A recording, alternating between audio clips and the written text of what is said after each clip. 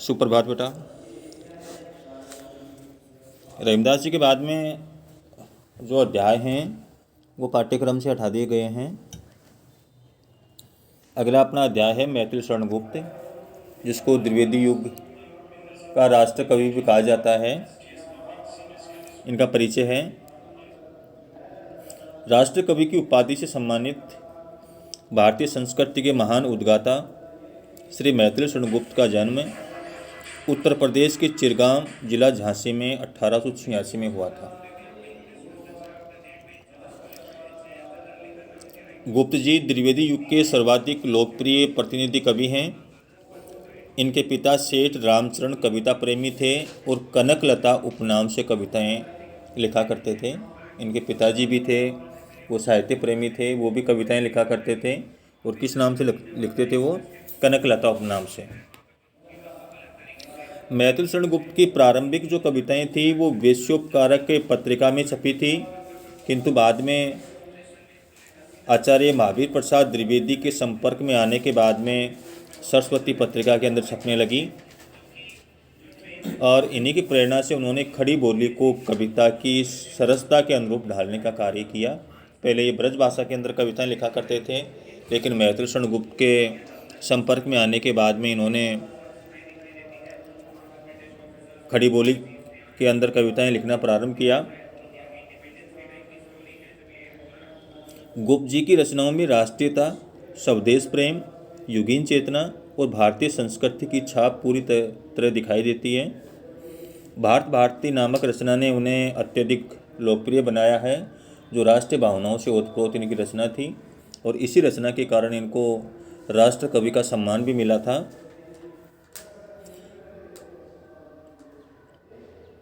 देश एवं मातृभूमि के प्रति गर्व तथा गौरव, राष्ट्रीय जागरण से ओतप्रोत भारत भारती की कविताओं ने उन्हें राष्ट्र कवि के रूप में प्रतिष्ठित किया है। भारत सरकार ने उन्हें राज्यसभा का सदस्य भी मनोनीत किया था। गुप्त जी की रचनाओं में मानव जीवन और समाज के विविध अंगों की समस्याओं का चित्रण हुआ है। उनमें भारतीय संस्कृति की प्राचीनता के प्रति पूज्य भाव है तो नए परिवर्तन के प्रति तीव्र उत्साह भी है। द्विवेदी युगीन आदर्शवादी नैतिकता, पवित्रता, पौराणिक आख्यानों की तर्क संगत व्याख्या एवं समसामयिक राष्ट्रीय हलचलों की तीव्र गूंज उनके काव्य में देखने को मिलती है। वे सामाजिक उत्पीड़न, राजनीतिक दासता एवं धार्मिक संकीर्णता के विरोधी हैं। उन्हें भारतीय सांस्कृतिक नव जागरण का कवि भी कहा जाता है। गुप्त जी ने खंड काव्य, प्रबंध काव्य, नाटक और अनुदित काव्य आदि विधाओं के अंदर लेखन कार्य किया है।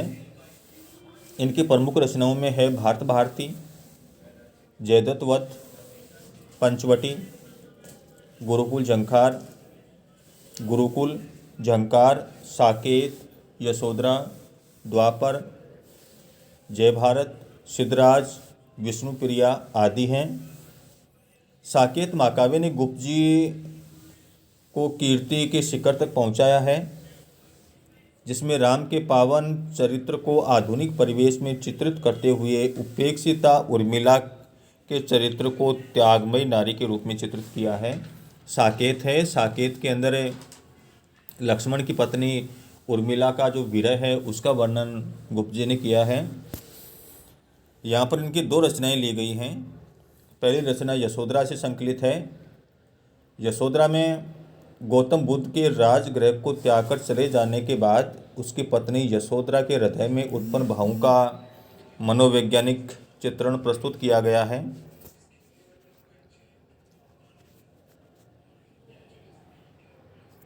जब गौतम बुद्ध घर को छोड़ करके चले जाते हैं, सन्यासी बन जाते हैं, तो उनके जाने के बाद में किस प्रकार से यशोधरा अपने मन के भावों को व्यक्त करती है। प्रातःकाल होने पर यशोधरा को जब पता लगता है तो वह आत्मग्लानि से भरकर दुख प्रकट करती है। उसे इस बात का अधिक दुख है कि उसके पति उसे बिना बताए चले गए हैं। वह कहती है कि ऐसा करके उन्होंने संभवतः हम क्षत्राणी नारियों को समझने में भूल कर दिए। हम क्षत्राणी नारियां देश की रक्षा के लिए अपने पतियों को कुशी कुशी रण क्षेत्र के अंदर भेज देती हैं। फिर वे तो जगत कल्याण हेतु सिद्धि प्राप्त करने के लिए गए हैं। इस संकलन में यशोधरा की सहज नारीगत वेदना, क्षोभ, संताप के साथ साथ उसके मातृत्व और वात्सल्य का भी अंकन किया गया है।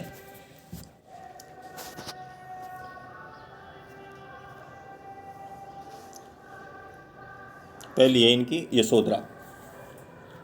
जब गौतम बुद्ध अपने घर परिवार को छोड़ करके, अपनी पत्नी और पुत्र को रात को सोता हुआ छोड़ करके और घर त्याग कर देते हैं, वानप्रस्थ ग्रहण कर लेते हैं, सन्यासी बन जाते हैं।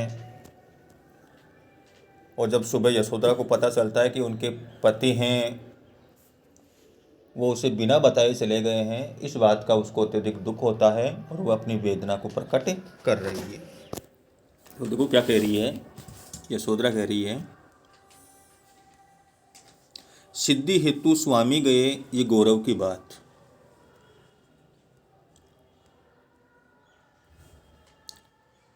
पर चोरी चोरी गए यही बड़ा व्याघात। सखी वे मुझसे कहकर जाते, कह तो क्या वह मुझको अपनी पदबाधा ही पाते। मुझको बहुत उन्होंने माना, फिर भी क्या पूरा पहचाना। मैंने मुख्य उसी को जाना जो वे मन में लाते। सखी वो मुझसे कह कर जाते। किस प्रकार अपनी वेदना को प्रकट कर रही है यशोधरा। यशोधरा अपनी सखी से कह रही है, क्या कह रही है, सिद्धि हेतु स्वामी गए ये गौरव की बात। यशोधरा कह रही है कि हे सखी, मेरे पति तपस्या में सफलता पाने के लिए मुझे छोड़ करके चले गए हैं। ये बात मुझे अत्यधिक गौरव प्रदान करने वाली है, पर चोरी चोरी गए यही बड़ा व्याघात। किंतु वह मुझको बिना बताए चुपचाप चले गए हैं, ये बात मुझे अत्यंत ही कष्ट पहुंचा रही है, अत्यंत दुख पहुंचा रही है। सखी वे मुझसे कहकर जाते, हे सखी, यदि वे मुझसे बताकर जाते तो मुझे इतना कष्ट नहीं होता। अब तू ही बता, कह तो क्या वे मुझको अपनी पदबाधा ही पाते। ये सखी, यदि वे मुझको बता देते तो क्या उनको सिद्धि के लिए जाने से क्या मैं रोकती। मैं जानती हूँ कि उन्होंने मुझको बहुत माना है, मुझको बहुत उन्होंने माना, फिर भी क्या पूरा पहचाना। मैंने मुख्य उसी को जाना जो वे मन में लाते। सखी वो मुझसे कह कर जाते कि ये सखी, मैं जानती हूँ कि उन्होंने मुझको बहुत माना है, बहुत मान सम्मान दिया है, किंतु तब भी वह मुझे पूरी तरह से पहचान नहीं पाए। मैंने कभी उनकी उपेक्षा नहीं की। जो बात उनको ठीक लगती थी मैंने सदैव उसी को अपनाया था और उसी को महत्वपूर्ण माना था, परंतु वह मुझको बिना बताए चले गए।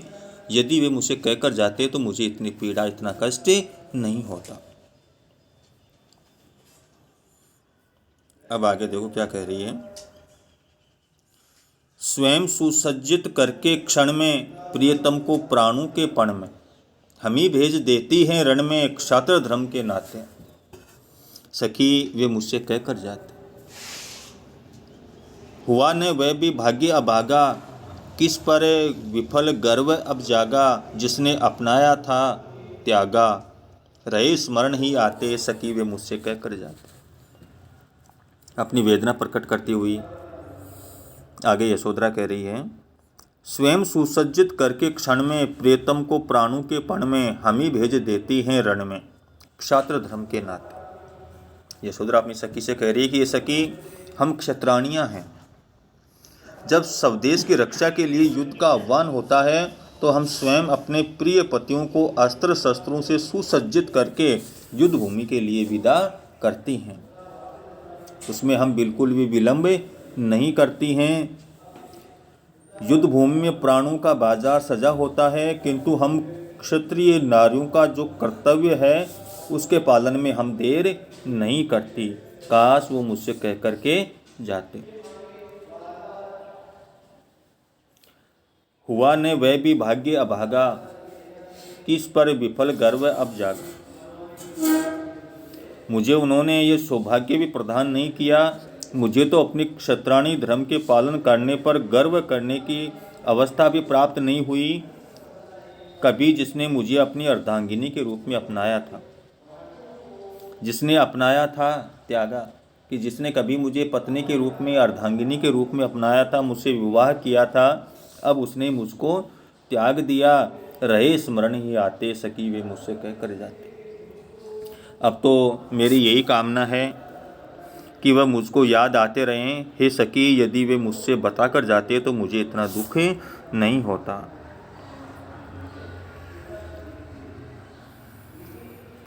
नैन उन्हें है निष्ठुर कहते, पर इनसे जो आंसू बहते, सदैव हृदय वे कैसे सहते, गए तरस ही खाते, सखी वे मुझसे कह कर जाते।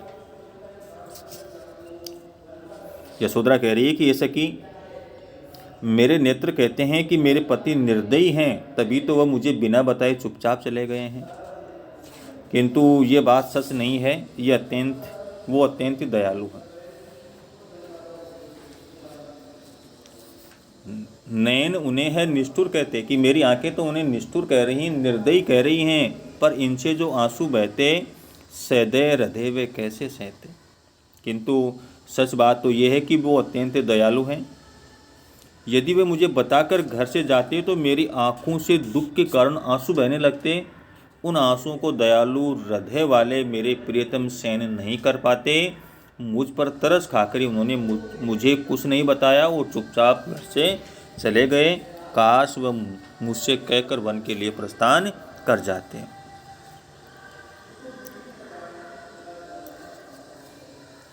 जाएं सिद्धि पावें वे सुख से, दुखी न हो इस जन के दुख से। उपालम दूं मैं किस मुख से, आज अधिक वे भाते, सखी वे मुझसे कह कर जाते। आगे कह रही है यशोधरा कि ये सखी, मेरे पति चले जाएं, मैं उनको नहीं रोकूंगी। वह सुख पावें और अपने लक्ष्य को प्राप्त करने में वो सफल रहें। वह मेरे बारे में सोचकर अपने मन में दुखी नहीं हों। मैं उन्हें कोई उल्हाना भी नहीं दे रही। मुझे तो आज वह पहले से भी अधिक प्रिय लगते हैं। अच्छा होता कि वो मुझसे कह कर के चले जाते। गए लौट भी वे आवेंगे, कुछ अपूर्व अनुपम लावेंगे, रोते प्राण उन्हें पावेंगे, पर क्या गाते गाते, सखी वे मुझसे कह कर जाते। कि वे चले तो गए हैं, किंतु मुझे विश्वास है कि वे पुनः आएंगे।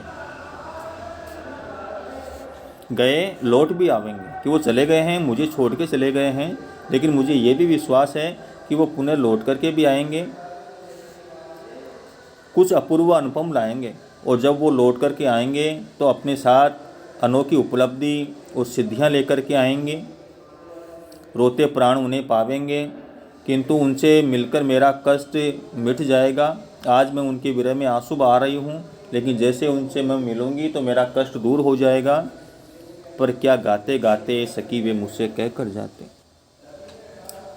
और मैं गा गा कर उनका स्वागत और सत्कार करूँगी। हे सखी, यदि वे मुझसे कह कर जाते तो कितना अच्छा होता। अगले उनकी रचना है भारत की श्रेष्ठता। भारत को पवित्र भूमि के रूप में चित्रित किया है मैथिल शरण गुप्त ने। और किस प्रकार की पावन भूमि भारत को उन्होंने बताया है। क्या कहा है? भूलोक का गौरव, प्रकृति का पुण्य, लीला स्थल कहाँ, फैला मनोहर गिरी हिमालय और गंगाजल जहाँ। संपूर्ण देशों से अधिक किस देश का उत्कर्ष है, उसका की जो ऋषि भूमि है वह कौन भारतवर्ष है। कवि स्वयं ही पूछता है, भूलोक का गौरव, प्रकृति का पुण्य, लीला स्थल कहाँ है। कवि स्वयं ही पूछ रहा है कि इस पृथ्वी का गौरव कौन सा देश है, प्रकृति की पवित्र क्रीड़ा भूमि कौन सी है, फैला मनोहर गिरी हिमालय और गंगाजल जहाँ। सुंदर पर्वत हिमालय कहाँ स्थित है तथा गंगा कहाँ प्रवाहित होती है। संपूर्ण देशों से अधिक किस देश का उत्कर्ष है, वह कौन सा देश है जो संसार के सभी देशों में सर्वाधिक उन्नत है, विकसित है, उसका की जो ऋषि भूमि है वह कौन भारतवर्ष है। ऋषि मुनियों का पावन स्थल कौन सा है? कवि स्वयं उत्तर देता हुआ कहता है कि उस देश का नाम क्या है? भारत है। कौन सा देश है भारत? जो पृथ्वी का गौरव है, प्रकृति की पवित्र क्रीड़ा भूमि है, सुंदर पर्वत है, गंगा जहाँ प्रवाहित होती है, जहाँ पर ऋषि मुनि हैं वो तपस्या करते रहते हैं, वह देश कौन सा है? भारत है।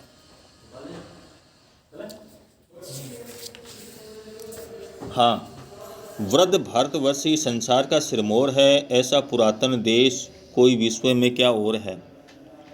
भगवान की भवभूतियों का ये प्रथम भंडार है, विधि ने किया नर सृष्टि का पहले यही विस्तार है। भाट भूमि की महिमा का बखान करते हुए कवि सुमित्रा नंदन पंत, ये कवि मैथिल शरण गुप्त कह रहे हैं, हाँ, वृद्ध भारतवर्ष ही संसार का सिरमौर है। कवि कह रहा है कि भारत विश्व का सर्वाधिक प्राचीन देश है और ये समस्त देशों में सर्वश्रेष्ठ है। ऐसा पुरातन देश कोई विश्व में क्या और है।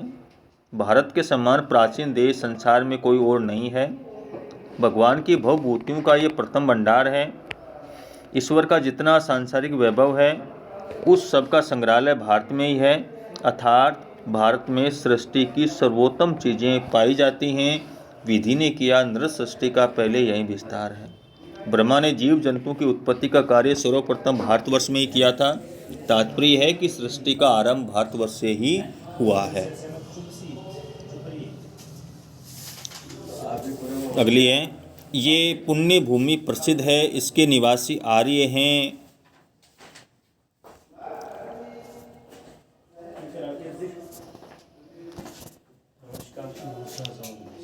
विद्या कला कौशल सबके जो प्रथम आचार्य हैं। सनातन उनकी आज यद्यपि संतान उनकी आज यद्यपि हम अधोगति में पड़े, पर चिन्ह उनकी उस्ता के भी कुछ हैं खड़े।